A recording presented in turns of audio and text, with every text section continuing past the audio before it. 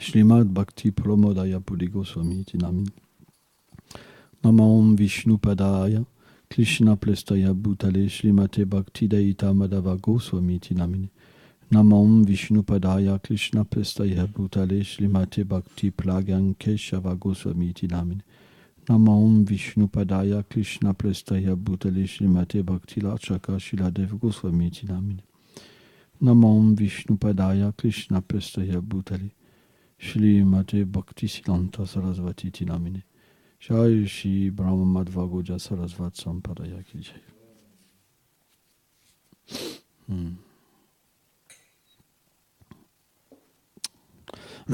Donc nous allons lire un verset de la Srimad Bhagavad Gita. Oh, very good. Chapitre 5, verset 18. Vidya Vinaya Sampane Brahmane Gavi Hastini Sunicheva Swapakecha Pandita Samadalshinaha. Celui qu'éclaire la véritable sagesse voit d'un œil égal le brahmana doux et érudit, la vache, l'éléphant, le chien et le mangeur de chiens. Commentaire. Selon Srila Vishvacharita Thakur, les sages qui sont dévoués au Seigneur suprême, comme il est mentionné précédemment, sont situés au-delà des influences de l'énergie matérielle qui conditionnent les êtres vivants. Aussi peuvent-ils réaliser leur nature spirituelle en tant qu'âme. Ils peuvent également voir le Seigneur suprême présent en leur cœur. Joyeux. Et ils le perçoivent également dans le cœur de tous les êtres, dans sa forme de l'âme suprême. Telle est, selon Srila Bhaktivedanta Narayan Swami, la vision des sages.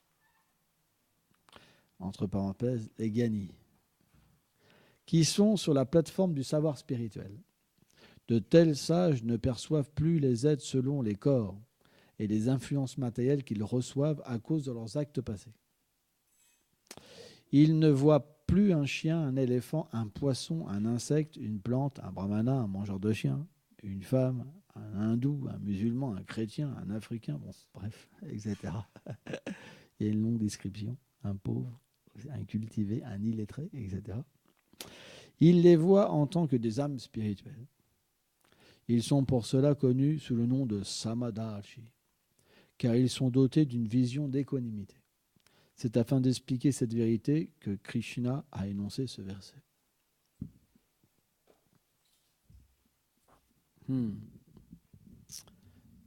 Intéressant, hein? C'est la définition d'un sage. Le sage, c'est celui qui ne voit pas les apparences temporaires. Tant qu'on pense en tant qu'ami, ennemi, parents, enfants, mari, chien, plante, puce. Il y a beaucoup de gens qui disent « Oh, ma petite puce, mon petit cafard ». Tant qu'on a cette vision-là, on doit apprendre Darshan Nishingadev. Jai Shri Nishingadev, Bhagavan Shila, Shila Bhakta Prahlad Maharaj. Tant qu'on a cette compréhension, cette vision, ça veut dire qu'on voit le monde matériel selon l'affection qu'on a par rapport au corps, on doit considérer qu'on est sous l'influence des trois gunas et qu'on est dans l'illusion matérielle. C'est la réalité. Et les gyanis, ils pensent comme ça. Oh, lui, il se tire la barbichette, il est dans l'illusion. Non, le véritable gyani, c'est différent. Ça, c'est gyani de tête. En fait, on a la connaissance et on voit les fautes chez tout le monde. Ah, lui, il se gratte la barbichette. Une faute. Elle, deux fautes. Et elle, terrible. Et lui, ça, c'est l'orgueil. On étudie finalement pour avoir une position. Mais le véritable gyani, qui adore Krishna, lui, sa perception est différente. Il veut atteindre Krishna. Et Krishna l'aide. Comment Krishna l'aide? En lui retirant les illusions. Premièrement. Et il dit, oh, c'est mon dévot. Il veut m'atteindre. Mais il n'a pas la qualification. Il veut m'atteindre. C'est son désir maintenant. Il faut que je l'aide.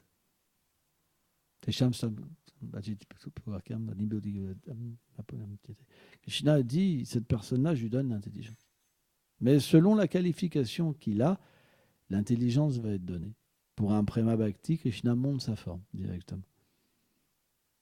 Vishwanath Chaitanya Thakur, il dit comme ça, il dit que Krishna, en fait, vient et prend son dévot selon la relation qu'il a avec lui. Un serviteur, il lui donne les pieds, par exemple. Celui qui est dans Dasyaras, il donne ses pieds. Celui qui est dans le Sakyaras, il donne la main, par exemple. Et il emporte le dévot avec lui. Vishwanath Chaitanya Thakur, il dit, oh, ça fait tellement de vie que je t'accompagne. Je t'ai vu souffrir. Je t'ai vu avoir froid, avoir faim. Tellement faire de choses pour moi et souffrir. Mais tu n'avais pas la qualification. Il te manquait quelque chose en toi. Ce désir puissant d'être avec moi. Mais aujourd'hui, tu l'as. Je viens. Vishwanath Chaitanya Thakur dit, il dit, je viens. Et le dévot, en fait, il pleure, il s'évanouit. Il dit, c'est pas possible. Toi, il pense que c'est un rêve. Il voit la beauté suprême de Krishna, le prendre dans ses bras. Krishna le prend dans ses bras, quoi. Et il soigne son dévot, quoi. Il s'occupe de son dévot. Et le dévot, il ouvre ses yeux et il lui dit, oh, dis-moi, qu'est-ce que je peux faire pour toi? J'ai une telle dette envers toi. Ce Krishna, il ne faut jamais croire, et c'est quelque chose qui est inconcevable, c'est bien qu'il soit le Seigneur suprême, il a une suprême qualité, c'est que quand on fait quelque chose pour lui, il devient endetté. Il a besoin de rien, mais il devient endetté par le moindre chose. Et c'est ça notre espoir, finalement. Mais quand... Ça, c'est ce qu'on appelle la soukriti. La soukriti, c'est l'endettement du Seigneur, ni plus ni moins. C'est comme une banque. C'est comme la banque suprême de l'amour qui devient endettée. Et plus on fait quelque chose pour lui, et plus Krishna devient une réalité. C'est simplement ça qui diffère dans des gens qui n'ont pas la foi et des gens qui peuvent voir Krishna face à face, qui peuvent entendre Krishna, jouer avec lui. Et il y en a d'autres, ils sont au niveau du doute, par exemple. C'est vrai, c'est pas vrai, c'est vrai. 10 fois, 20 fois dans la journée, il faut rattraper le mental pour pas qu'il nous emporte ailleurs. Ou on n'a pas le temps de chanter des tours parce qu'on doit gagner de l'argent, parce qu'on doit faire des études. Tout ça, c'est dû aux vies passées. Parce que plus Krishna devient endetté par nous, et plus il devient attiré. Et plus il devient attiré, plus notre mental devient déconnecté du monde matériel, en fait. Au point, Vishwanath Chaitanya Thakur qui dit que dans les stades d'Ashakti, où l'attachement est pour Krishna, on n'arrive même plus à se rappeler du monde matériel. Ça devient aussi dur pour quelqu'un qui est conditionné par la matière de penser à Krishna. C'est tellement rare et tellement rare. Le bliss, par exemple, de même avoir un soupçon de ses pieds par lotus, l'odeur du Seigneur, les tintements de ses cloches, quoi. Juste une ombre, ça devient tout un feu d'artifice d'extase. Et on se dit, quand est-ce que je vais pouvoir goûter ça? Et puis le mental vient nous mettre un peu de concupiscence, un peu de machin. Et puis du coup, on devient recouvert par la matière. Et on pense qu'à la matière. Mais Vishwanath dit, à Ashakti, c'est l'inverse. Le mental, il devient... En fait, c'est pas le mental, c'est Krishna attire son dévot constamment. Au point que le dévot, il a du mal à revenir. Vous vous rendez compte? Il se noie dans l'extase. Même à Shakti, en fait. Il est noyé dans l'extase et divertissement de Krishna, tout ça. Ça apparaît en lui, quoi. Il parle à quelqu'un, pouf. C'est quelque chose d'inconcevable. C'est pour ça que Vishwanath Chaitanya Thakur dit, de tels sages, les gens, ils pensent que c'est des fous. Ah ouais. Ils pensent que c'est des fous parce que d'un seul coup, ils peuvent hurler, ils peuvent pleurer, ils peuvent... c'est difficile à contrôler. Quand il y a un sage qui passe, ils le suivent, ils se disent « Oh, je vais pouvoir entendre le nectar ». Ils pensent vraiment, c'est des collecteurs de nectar, collecteurs d'amour. C'est pas ça qu'on veut, quoi. Vous comprenez? Donc Krishna va venir nous aider vraiment. Déjà, il va nous enlever nos attachements matériels. Il va nous faire voir que c'est pas si bien que ça. Et là, qu'est-ce qui va se passer? C'est pas qu'on va acheter, allez, Fanny Bouchon, allez dans la poubelle, allez, j'en veux plus, allez, fini. mais on va se repentir d'avoir perdu autant de temps. On va sentir qu'on a perdu du temps. Et on va vraiment se sentir mal parce qu'il y avait un tel... Krishna avait fait de tels arrangements pour nous sauver, mais on a été ailleurs. On a fait n'importe quoi.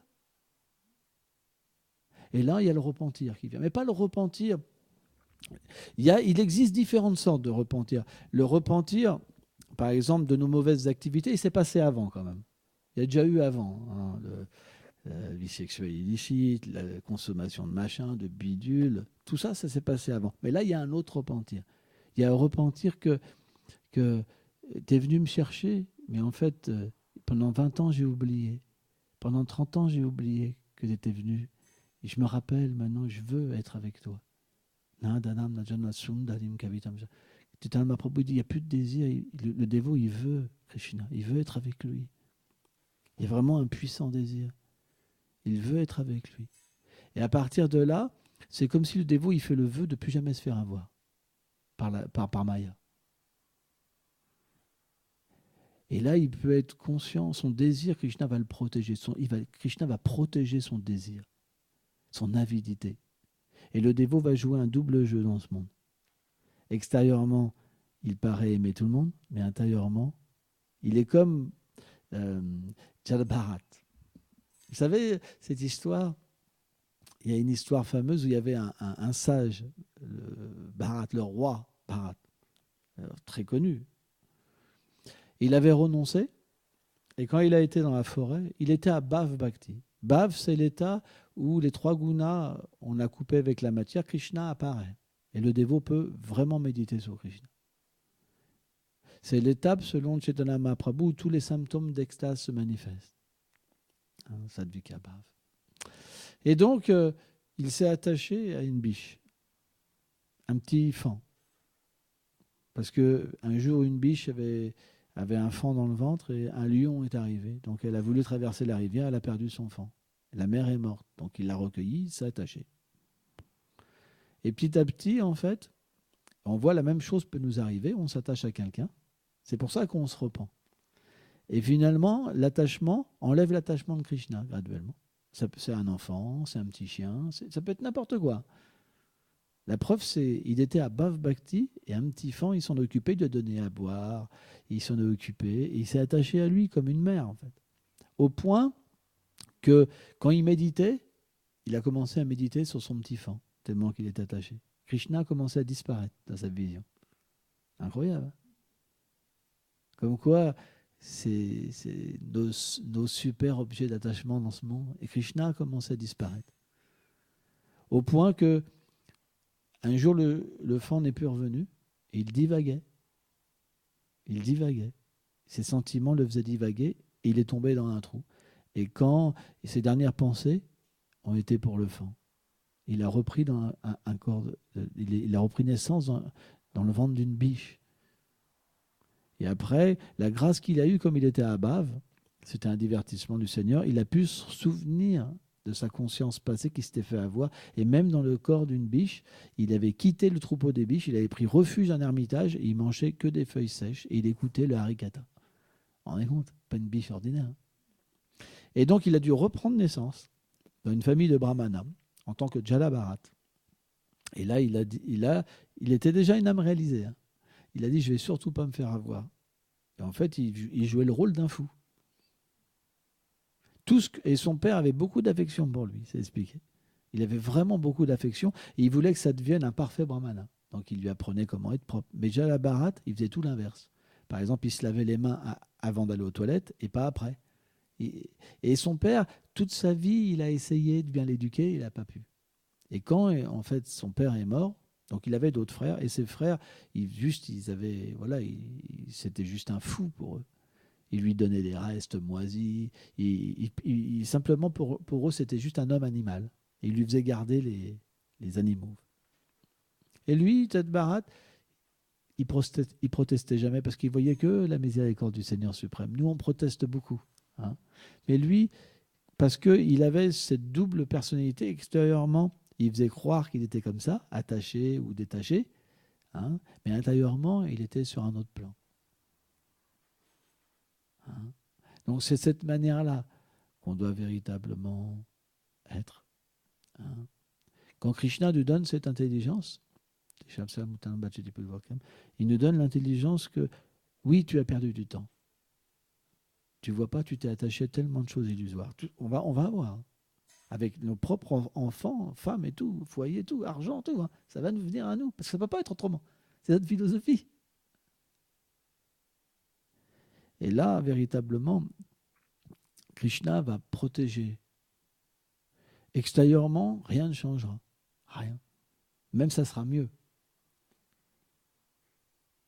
Parce que Krishna nous donnera une vision comment ne plus jamais s'attacher à la matière et comment voir la vérité. Sarvadharshi, comment voir que c'est des âmes et pas en tant qu'hommes, femmes, parents, etc. On verra des serviteurs du Seigneur suprême. On verra la vérité chez les êtres. Ça, c'est un certain niveau. On appelle ça Gyani. Il a fait un fameux bhakta qui s'appelait Asuri, le sage Asuri. C'est étrange comme nom, mais le sage Asuri. Et lui, c'était pareil. Il pouvait méditer sur le Seigneur suprême, dans son cœur, sur Krishna. Et un jour, Krishna a disparu de son cœur.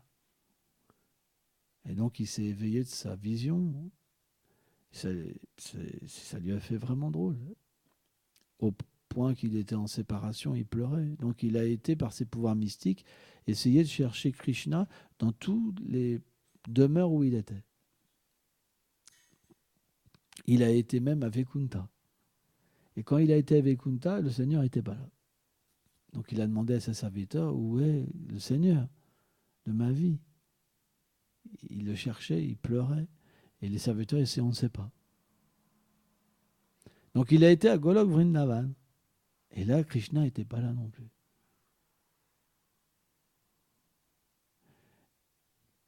Et donc il a été voir Shiva. Il a été à Kailash voir Shiva. Et Shiva est en méditation, en extase. Et donc, quand le sage est arrivé à Sulimuni, il a ouvert ses yeux. Et il savait pourquoi il était là. Hein, parce que Shiva est Trikalaga, il connaît le futur, le passé, le présent, il connaît tout. Et là, il a dit, en fait, Krishna en ce moment est sur la terre, en train de se divertir. Et justement, je m'apprêtais à le voir. Donc ils sont partis ensemble, Shiva et Asuri Muni. Et quand ils sont arrivés à Vrindavan, Krishna n'était pas là. Donc ils ont demandé, mais où est Krishna? Il dit, en ce moment, il effectue la danse rasa. Et je lisais ce matin, c'est quelque chose d'incroyable, c'est que les plantes à Vrindavan, elles prennent des formes de gopis pour chanter, pour danser avec Krishna, quand elles ont envie de danser. C'est spécial, hein, quand même. Ah ouais. Vous vous rendez compte? La possibilité qu'il y a au monde transcendantal. Les plantes, elles peuvent prendre des formes de gopis pour danser avec Krishna, la danse rasa. C'est spécial, hein, quand même. J'avais jamais entendu parler de ça encore. Incroyable. Et donc, quand ils sont arrivés, alors il faut savoir que la danse rasa, il y a des millions de gopis. Hein, c'est inconcevable, les lilas de Krishna. Krishna prend tellement de formes, etc. Et ce soir-là, Krishna, il avait fait en sorte que la nuit, elle dure 6 mois. Des fois, ça peut durer tellement plus longtemps. Mais cette nuit-là, elle durerait 6 mois. Pendant 6 mois, il danserait. Et là, quand ils sont arrivés, Shiva et Asuri Muni, quand ils sont arrivés, il y avait des gardes, il y avait des gopis avec des bâtons qui dansent, qui gardent la danse rasa, en fait. Et ils ont dit, en fait, vous ne pouvez pas rentrer.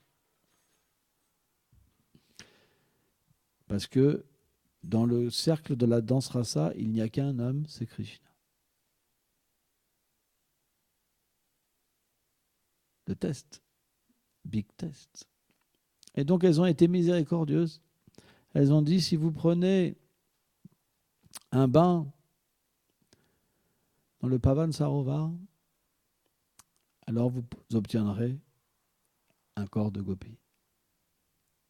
Donc, Shiva et Asuri Muni, ils se sont baignés Et ils ont réapparu avec des corps de gopis.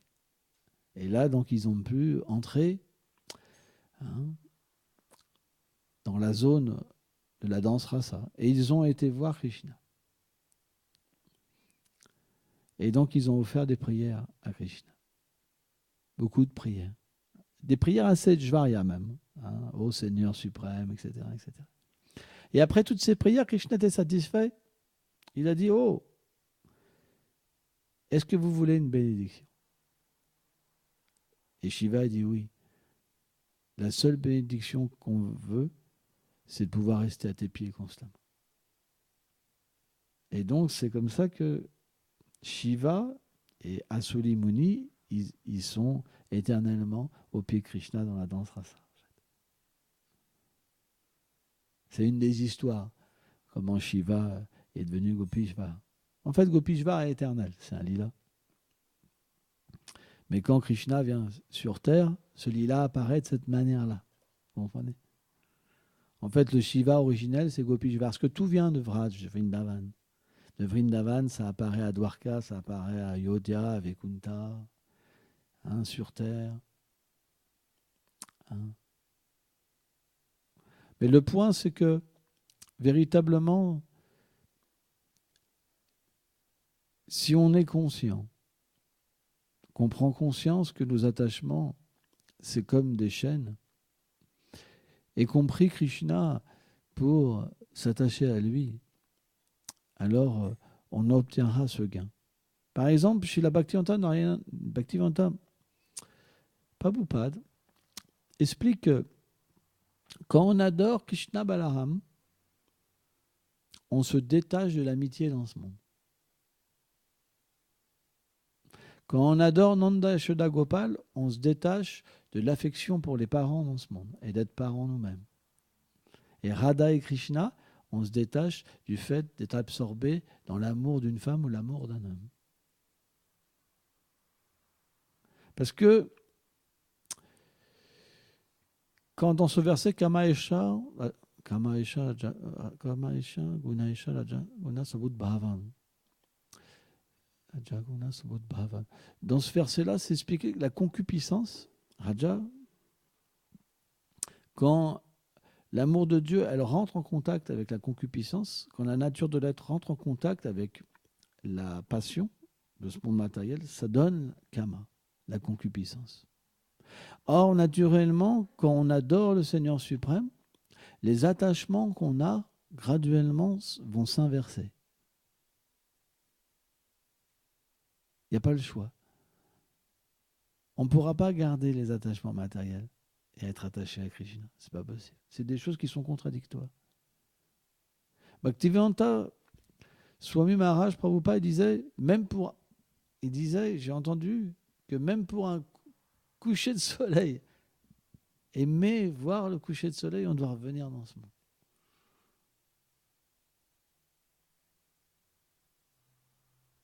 Ça veut dire que Krishna, si on est vraiment sincère et qu'on désire être avec lui, il viendra. Comment il s'appelait le nom du disciple que tu m'as parlé de l'histoire la dernière fois? Bandhu, ouais. En fait, j'ai raconté cette histoire, Soudam m'a raconté une histoire extraordinaire. Je n'avais jamais entendu une histoire comme ça. Il y avait... alors peut-être qu'il y a certaines choses que je vais peut-être mal dire, mais c'est pas grave. Il y avait un bandhu, un disciple, qui avait un maître spirituel. Et le maître spirituel lui avait donné comme charge d'aller garder les vaches dans un endroit de Vrindavan. Quand je pense à cet endroit-là, en fait, c'est très extatique. Et donc, il a entendu parler des Vrajbasi, que Krishna, en fait, venait garder ses vaches à cet endroit-là. Donc, c'est vraiment spécial, quoi. À Vraj, c'est spécial. Et il a commencé donc à ressentir le désir d'être avec Krishna et Balaram, avec leurs vaches. Tu vois. Et il cherchait Krishna dans cet endroit-là. Il cherchait vraiment Krishna. Et c'est intéressant parce que on voit que quand on va à Vrindavan, c'est vrai que Krishna est venu. Donc on peut ressentir la séparation et avoir même en méditation la révélation des lilas. Mais lui, il voulait voir physiquement Krishna, être avec lui. Donc il cherchait Krishna, il pleurait. Et ça a duré comme ça une année, quoi. Et un jour, en fait, il voit des pâtres et des vaches. Et donc il l'invite à jouer, etc. Donc tous les jours, il allait jouer avec eux, etc. Et donc un jour, il est avec un espèce de gâteau, quoi, et son gourou lui dit, mais où c'est que tu vas avec ça? Elle dit, bah, on va faire un pique-nique aujourd'hui. Il dit, ah bon, avec qui? Bah, j'ai des amis. Ah, t'as des amis? J'aimerais bien les voir. Oui, il y en a même un, c'est le chef, il a une plume de pan. Et quand il joue de la flûte, en fait, c'est tellement extatique que les vaches, hein, elles arrêtent de manger l'herbe. Hein, de les yeux, il y a les larmes qui coulent comme ça. Leurs oreilles, en fait, deviennent comme des entonnoirs pour écouter. Hein. Et tous les poils de leur corps se dressent, et leur queue se dresse comme ça. Et elles deviennent immobiles. Et la Yamuna, elle s'arrête. Mais il ne savait pas que c'était Krishna. Et le gourou, quand il a entendu ça, il dit, moi aussi, je voudrais bien voir. En fait, le disciple, il pouvait dans les lilas de Krishna avec son corps. Spécial comme histoire. Et donc, il a été voir Krishna tout content. Tu vois. Et puis, c'était ses amis. Quoi. Il n'avait pas du tout conscience que c'était Krishna et Balaram.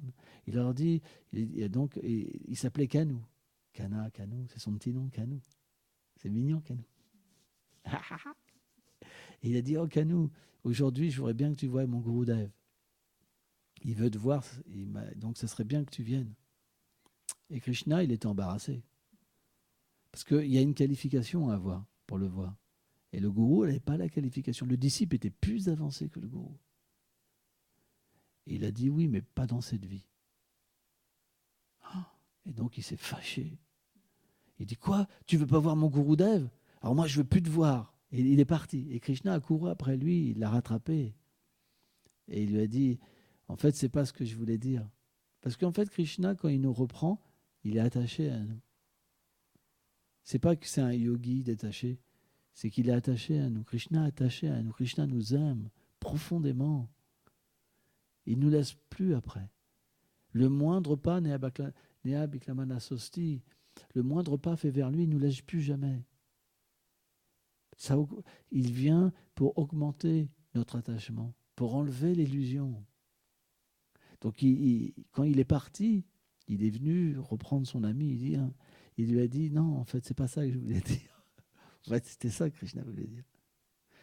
Mais en fait, comme il est attaché à son dévot, Krishna est prêt à se donner à une autre personne. Et il lui a dit, en fait, c'est parce qu'aujourd'hui c'est l'anniversaire de Balaram, mais moi je peux venir. C'est ça la miséricorde d'un bhakta. C'est que même si on n'a pas la qualification, si un dévot veut nous donner Krishna, il peut nous donner Krishna.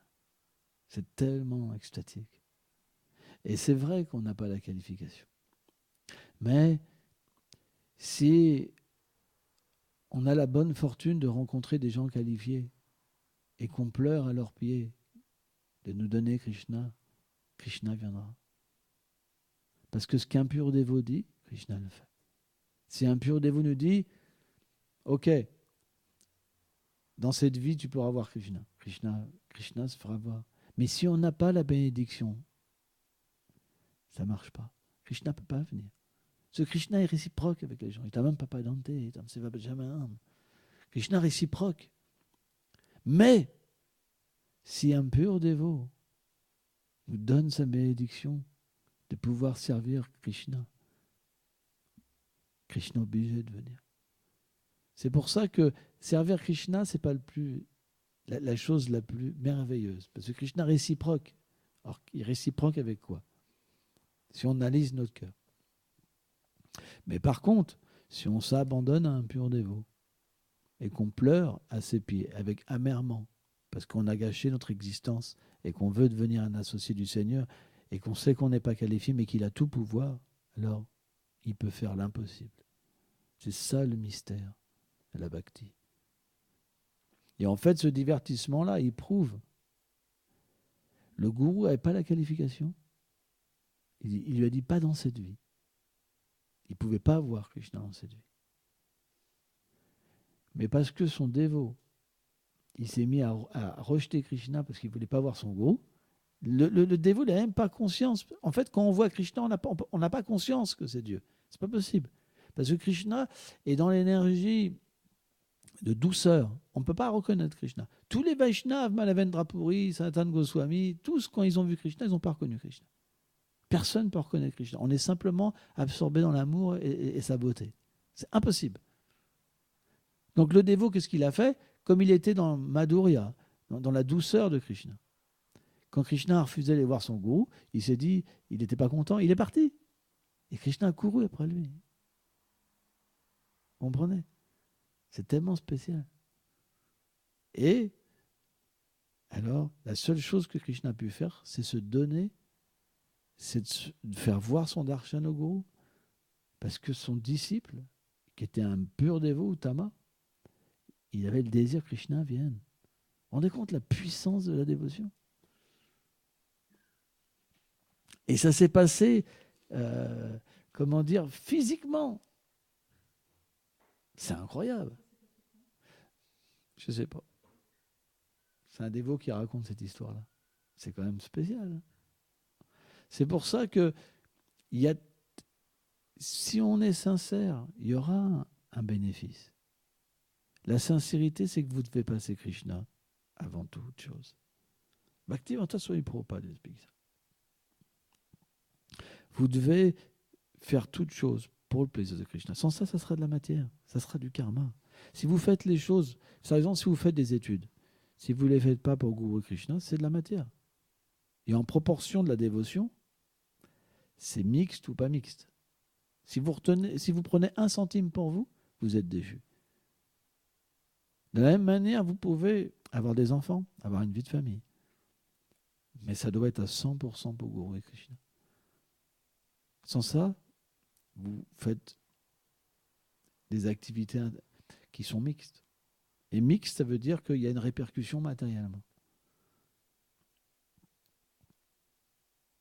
C'est pour ça que Bhaktivinoda Thakur, par exemple, dans les chants du Sharanagati, il nous explique comment éduquer les enfants, comment être un père de famille, un chef de famille. Dans ces chants, c'est marqué. Bhaktivinoda Thakur, qui est Kamala Manjari dans le monde transcendantal, elle vient en fait sous cette forme-là pour nous montrer qu'il avait 12 enfants, Bhaktivinoda Thakur, c'est ça? Ou 11, ou je ne sais plus. Mais bref, il nous a montré comment avoir une famille. Qu'est-ce qui diffère un pur dévot d'un dévot mixte? Un dévot mixte, il fait son truc.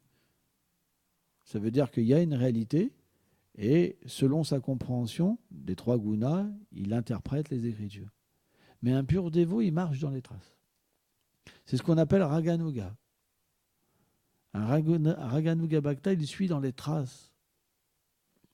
Or, si vous désirez, parce que moi je ne suis pas chef de famille, si vous désirez être un pur chef de famille, alors prenez exemple de Bhaktivinoda Thakur.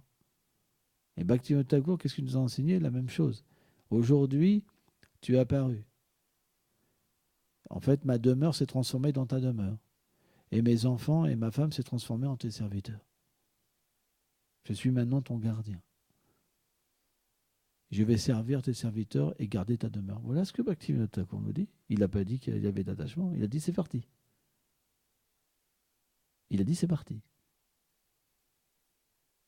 Donc on doit comprendre comment agir. Et le succès viendra. Ne pensez pas que tout le monde va vous rejeter. Non. Parce que si vous avez cette dévotion qui va dans votre cœur, imaginez comment vous allez servir les enfants et le mari.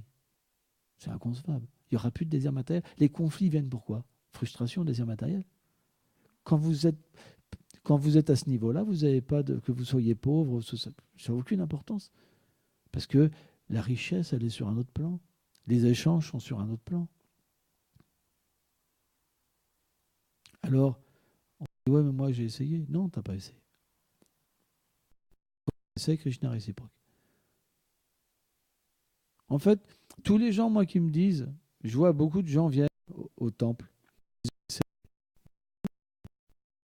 ne savaient pas qu'est-ce que c'était. Ils ont essayé quoi? Ils ne connaissaient pas. Ils ne savaient pas ce que c'était la nature du temple, du gourou, la nature des échanges entre Vaishnav. Qu'est-ce que c'était le prashadam? Ils ne savaient pas. L'approche n'est pas bonne. Automatiquement, quelle est notre conception? Je viens du plaisir. Vrai ou pas? Si on ne me donne pas ce que je suis, ce que je veux, ce sera une mauvaise expérience. Si j'arrive à avoir ma gratification, ce sera une bonne expérience. Or, ça, c'est pas on peut pas vision de Krishna, vision de Sadhana de cette manière-là. Mais si on vient en tant qu'un serviteur du serviteur,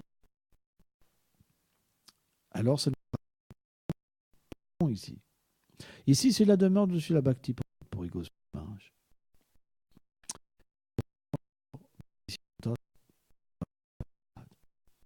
C'est la demeure de Srila.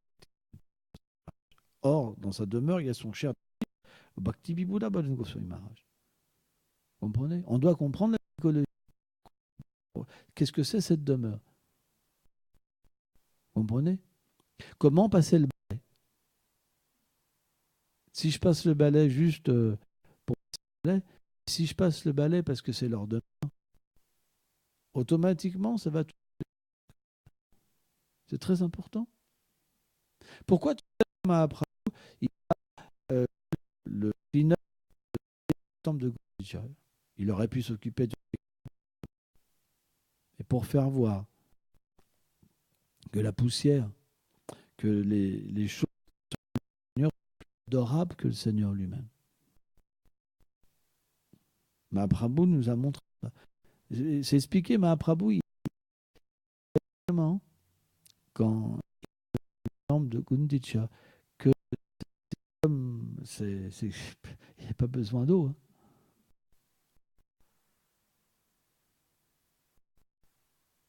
Et les dévots, ils et en fait, Mahaprabhu, il récompensait chaque dévot selon la grandeur du tas de poussière. Parce que en fait, c'est là que la preuve va être plus. Quand vous faites le Seigneur est dans votre cœur, il vous regarde. Je me rappelle des dévots, j'avais fait du ménage en 92. J'étais tout nouveau. Et petit page, il m'avait donné comme service. Et puis il était arrivé, il était passé au-dessus du tableau. Il y avait une poussière, il m'avait fait une moustache avec. Mais en fait, j'ai compris que j'avais mal fait le ménage. Et il m'a expliqué que, en fait, le ménage, c'est le ménage. Quand on nettoie la maison du Seigneur, quand on fait la vaisselle, on devrait véritablement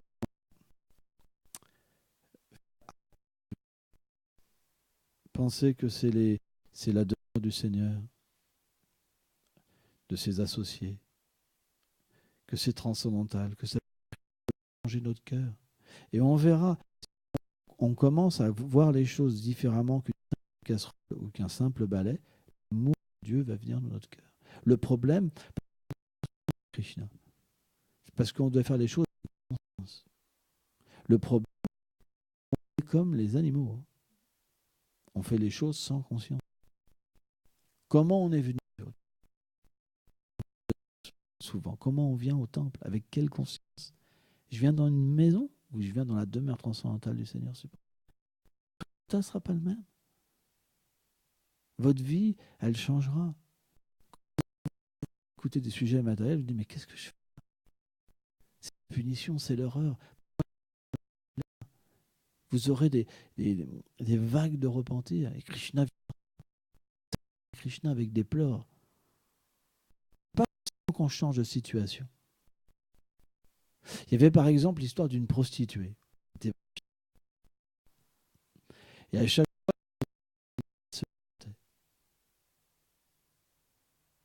et il y avait un brahmana qui accusait toujours à la prostituée. Mais finalement, elle est retournée au monde transcendantal. Et C'est pour ça, notre environnement sera... Parce qu'on l'a considéré. Par exemple, quelqu'un fait des études, c'est lui qui crée. Il pourrait très bien arrêter et pas de Jeanne. On fait des choses, des sites, des machins, des trucs. Nous créons quelque chose. Nous avons ce pouvoir de créer. Une réaction qui marche.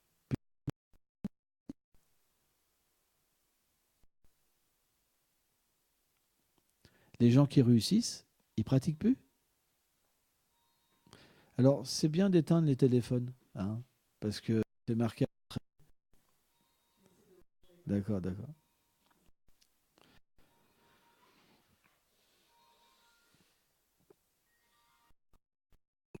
Fort en plus. Hein. Ah ouais.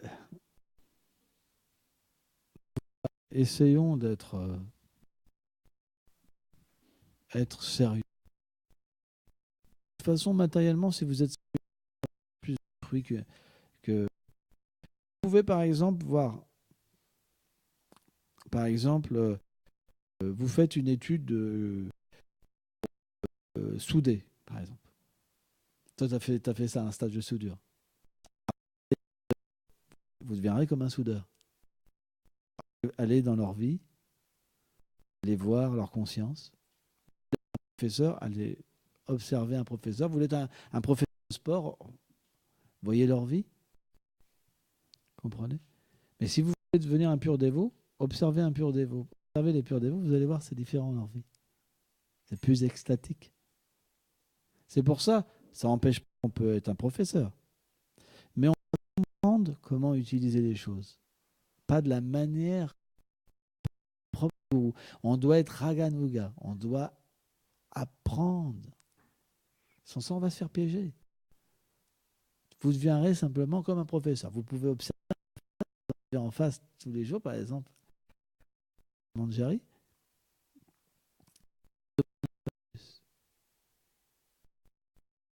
Pas plus. Parce que cette qualification-là, elle donne. Mais par contre, si vous... Alors vous pourrez avoir cette position, une entrave. Parce que vous pourrez l'engager pour plaire à Krishna. C'est mystique.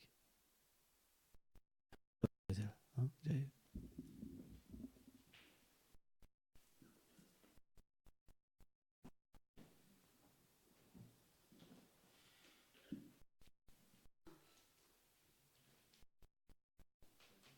Batou.